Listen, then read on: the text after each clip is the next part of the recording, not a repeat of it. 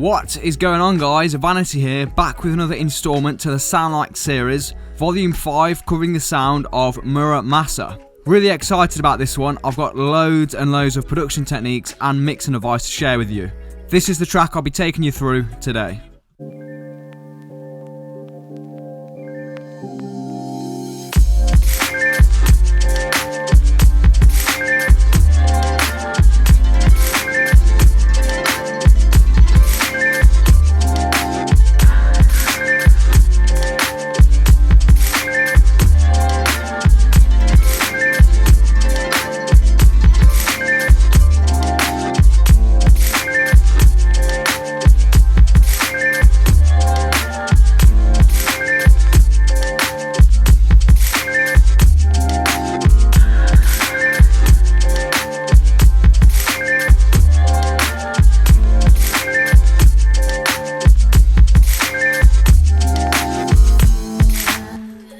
Any hardcore Mura Masa fans recognise that sample? It's from a track of his titled Money, the third track on his 2014 album Soundtrack to Death. Now, the funny thing is that I actually used this sample back in my Flying Lotus tutorial about a year ago now, and I received the copyright claim on the audio from Mura Masa's track, and that's actually how I discovered him. So that's an interesting little fact there. But the sample comes from a Sample Phonics hip hop pack, so neither of us actually own it. The sample I'm referring to is the main kind of bleeps loop that I'll be taking you through in just a minute. Now, for anyone who has watched my Flying Lotus videos, and obviously I've used a similar kind of composition, I have remade it to fit Mura Masa's style, and I'll be going down a completely different rabbit hole in this session. Mura Masa's drum sound is similar to Soul Action, K Tronada, and other artists I've previously covered on this series. The kick drums are fairly plain, low in frequency, perhaps coming from an 808 or 909 drum machine. They feel quite light, but still seem to cut through the mix. Now, I'll touch on how this is achieved a little later. He uses 808 snare drums layered with claps in a lot of his records, for example in When You Need Me. In some tracks, there is even a reverse snare or clap that leads straight into another snare, perhaps at the end of a 16-bar arrangement. I'll just solo my drums now so you can get a little feel for what's going on.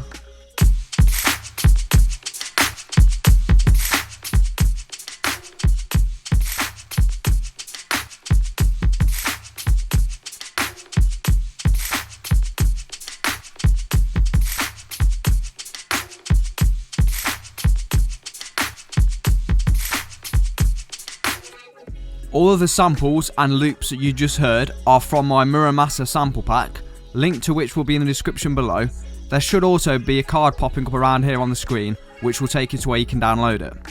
Alright, so moving on to the drums. I've already mentioned the style of the drums Mura Masa uses, so I want to get straight into this pattern. I read in one of his interviews that he often sequences his drums in audio, like I have here, opposed to playing them in live. You may not be able to tell just by listening to them, but when I zoom right in, you can see that the kick, snare and the 808 are all slightly off beat, or behind the beat. I don't really know why I did this, as it was a nightmare to line everything up, especially getting the 808s to hit with the kick. Not in all of his tracks, but I have noticed some swing on his drums, which is much easier to apply MIDI. But this is what the kick sounds like on its own.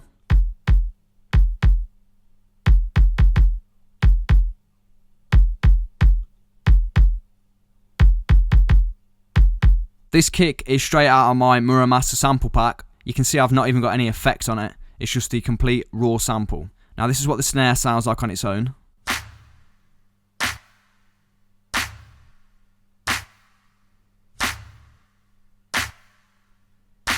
The snare drum is a little more interesting, composed from 4 different hits. A couple of claps, a weird kind of percussion hit, and a rim shot. The weird percussion hit at the bottom here, you can see is chopped in an alternating pattern. Now this was done to give almost 2 different alternating snare sounds. If I play it again, listen to how the snare alternates between 2 different sounds.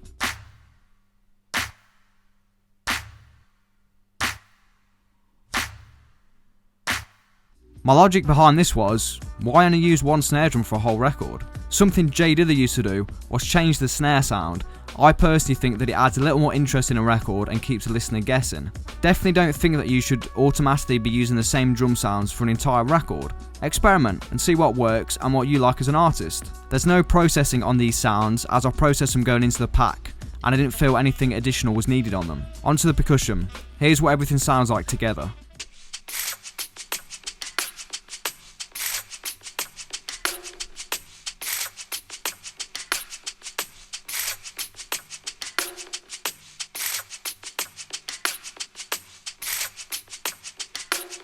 The first channel here, we've got a bunch of different percussion samples, again all from the Mura Masa pack in a drum rack, as you can see here. I've then used the step sequencer on the Ableton Push 2 to create a pattern.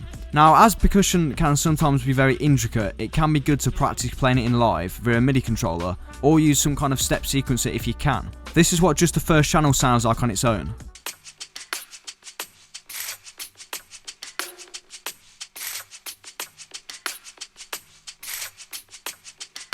Now, I've tried to use all Ableton plugins in this track. One, because I think they're really dope, and to show you that you don't need super expensive plugins to create some really well mixed music. And two, so that you guys can replicate what I've got going on here, providing you've got Ableton, of course. The only thing I've got going on here is the glue compressor at the end here, controlling the dynamics, keeping the sounds around a similar volume. We've then got this shaker loop,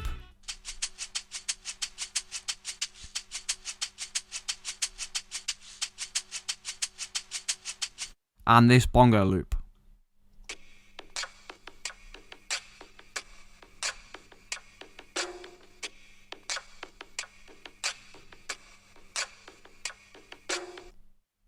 I also sampled this out of Justin Timberlake's My Love, but didn't end up using it.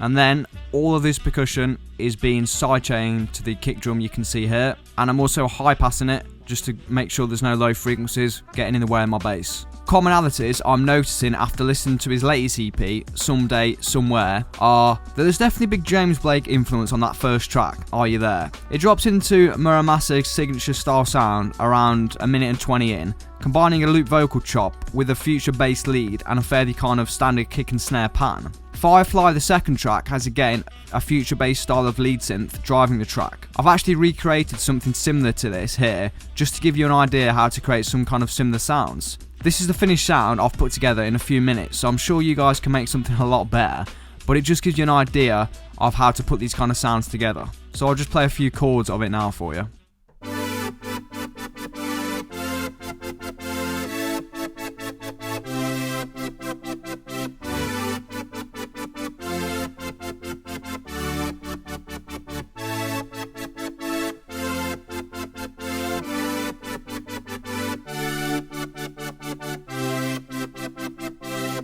I think many producers ask how to make a sound without learning how to use a synthesizer and the controls on one. There are endless tutorials showing you how to recreate a certain sound, but what good are they if they don't actually teach you what the controls do on a synth? The famous "give a man a fish and you feed him for a day, teach a man to fish and you feed him for a lifetime" quote comes to mind. So while I teach you how to make this sound, I'm also going to explain what we're doing and why. So I've got a blank instance of Serum here. The first thing I go to is the oscillators. Keep the first one as it is. Now, the way in which you get that Mura Masa sound comes down to a couple of controls: unison and detune. Detuning is exactly what it says on the tin. Making an oscillator out of tune with the other one is done in this instance to add thickness and movement to the sound. Now, a common approach to this is to use the same waveforms and have one oscillator turned to exact pitch, and then set the other oscillator slightly sharp or flat, usually by only a few cents. A better approach is to spread both oscillators a bit, setting one slightly flat and the other slightly sharp. This doesn't pull your ears in a specific sharp or flat direction. It's also the better approach when you want wider or more drastic detuning. The warm beating of oscillators slightly out of pitch against one another is common in this style of music. Now, unison is similar, but is not really an effect, more of a fixed option within your synthesizer. The effect of unison is simply to multiply the signal which is being produced by the synthesizer, and in most cases to detune each signal against the other, just like detuning the oscillators. Now we know what the effect does, it's much easier to get the sound we're after. So change the unison on the first oscillator to 4 and turn the detune down just a slight amount, so around to 0.12. Now we have a wider sound that's spread out across the stereo field. The next thing is the envelope down in this section here. Now the envelope essentially changes the shape over time of the sound.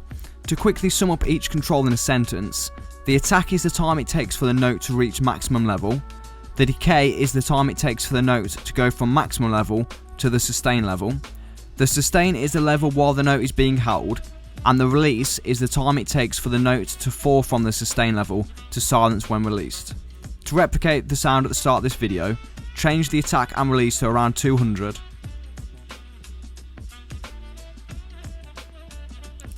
Then head over to the second envelope and change the attack to 200 again, and the release to around 100. Then map this to the cutoff parameter on the filter. So to do that, simply click and drag this over to the cutoff here. Now you want to change this to the low pass 18 and make sure you turn it on by clicking this button up here. And then I also stuck the cutoff on about the 2 o'clock position there. Now if you are using a second oscillator, make sure you turn it on down here. What we just set up is essentially letting the envelope control the filter cutoff frequency. So when you move the cutoff parameter like so, the envelope will now control this. This cutoff will then move, rising and falling, to the value set on envelope 2. Now you can see here I've got a chorus, which just effectively widens the sound further, and you have got a bunch of different effects built into Serum that you can turn on to further enhance the sound. Now this is just something quick that I threw together, but it just gives you a kind of basic foundational idea to how you can get a simple Mura Masa sounding synth in Serum. Alright, so moving on to the bass. Mura Masa actually uses Ableton, which I guess makes things a little easier when deconstructing his sound. I read through his Reddit AMA, which I'll put a link to in the description, and he said he has 2 different approaches when it comes to bass lines. Either an 808 kick or a sub. If it's a sub, he uses Operator, which is a stock synth in Ableton, which you can see at the bottom here, and he just goes for plain sine wave with some slight tweaking, so keeping it incredibly simple. If it's an 808 bass, which you can see is what I've gone for in this track here, he'll grab an 808 with a long release and layer that with a short kick sample over it, then sidechain everything in the track to that short kick. Now I've noticed that a lot of artists use this plugin, Camel Crusher, which is a free plugin from Camel Audio, who are now owned by Apple I believe. You want to change this at the top to British Clean, you can see I'm already on that. Then turn all the parameters down to 0, but not off, besides the volume and the mix at the end here. Here's a before and after of the bass with and without the Camel Crusher. So first we'll go for before.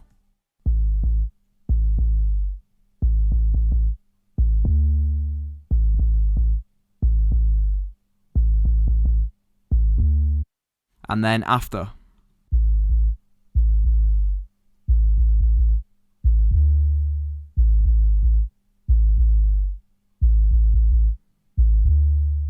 You can really hear how it just cleans up the bass and makes it a more rounded sound. I've also gone for the trusty Max bass, which I use on pretty much all of my basses. I've gone through this in detail in my 808 bass video, but it is a fantastic plugin that I recommend using across all of your bass sounds. There's then just some basic EQing and compression, but nothing fancy going on with either of them. So moving on to the musical samples. We've got a few different musical elements in this track. The first is of course the main sample, which Mura Masa himself has also used. Here's the sample on its own.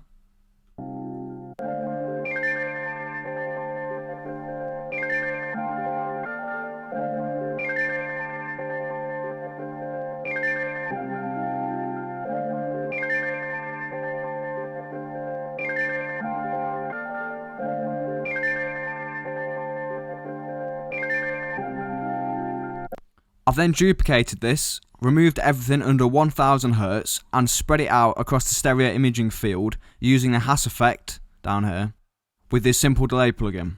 If I then play them both together, you can hear what this duplicate is doing.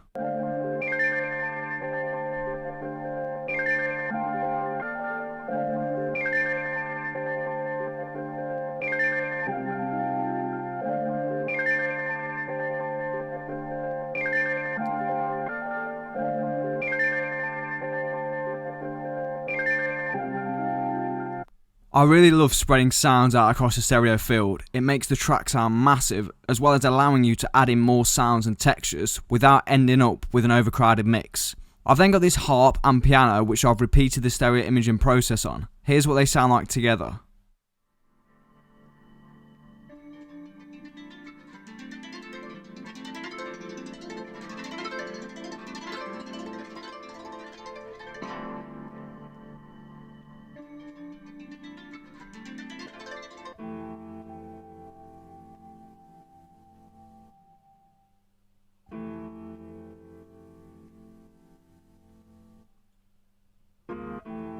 You might be wondering why I've got two different instruments on the same channel. There isn't a technical reason for this, other than it sometimes happens when I'm in what I like to call flow, which is essentially just where you can't get your ideas down quick enough and everything is just fitting together. From a mixing standpoint, it makes no sense, but I've always valued creativity over mixing. The latter can be taught, the former not so much. Moving on, I've got this reversed vocal sample from vinyl down here. This is what it sounds like on its own.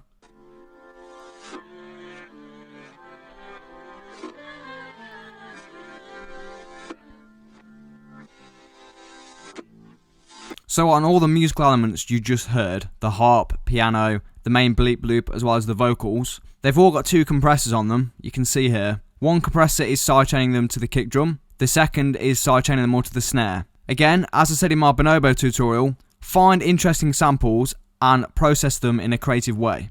I've noticed on Mura Masa's 2014 album Soundtrack to Death, a lot of the tracks both start or contain crackle and tape hiss. I've used them in almost every track and tutorial, but here's what they sound like together on their own.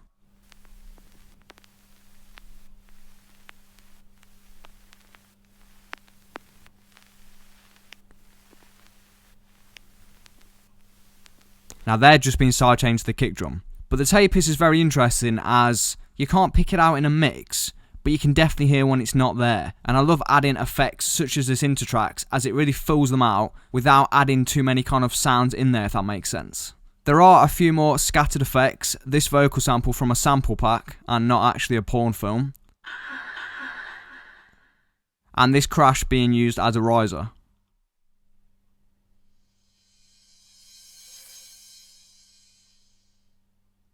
Quite often these little effects that are kind of peppered throughout a track can be the details that really separate it from anything else currently out there, so pay great attention to those details.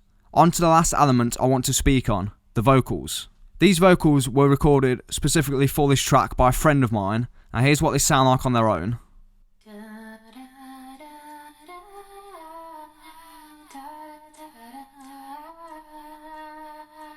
I'll just play them in the context of the whole track as well.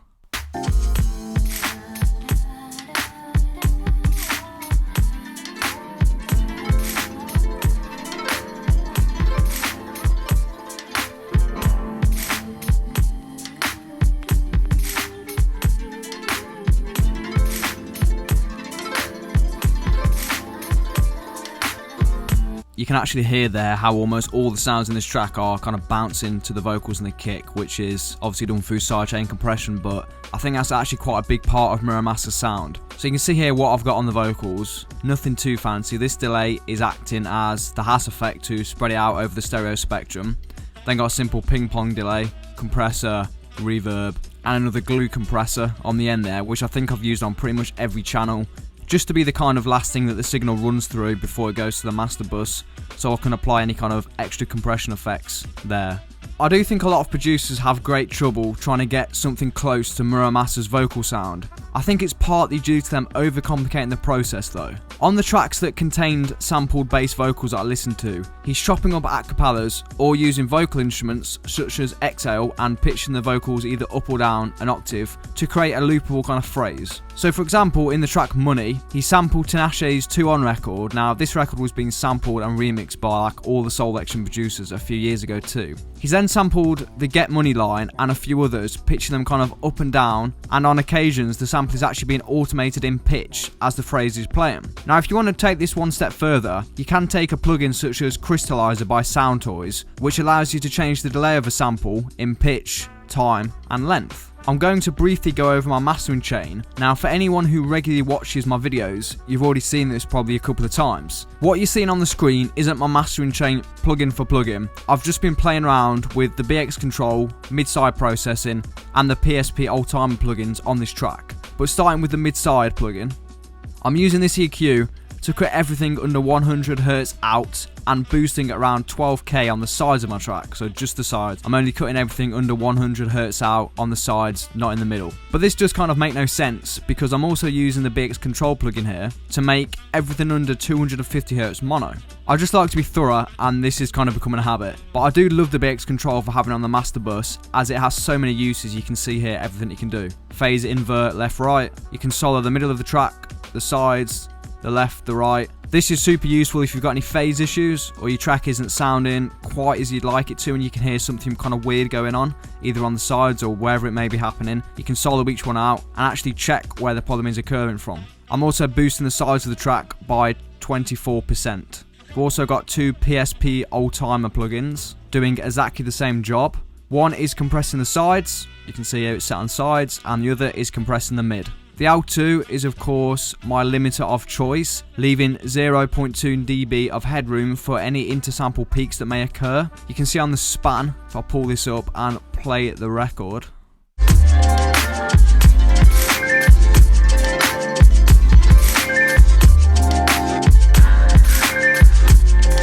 I'm getting around -9 to -10 RMS, which I'm happy with. Somewhere around -10 is standard for electronic music.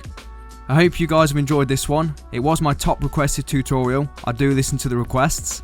Remember to like and subscribe if you've learned something from this. I don't just say that for the sake of it, it really does help the channel grow.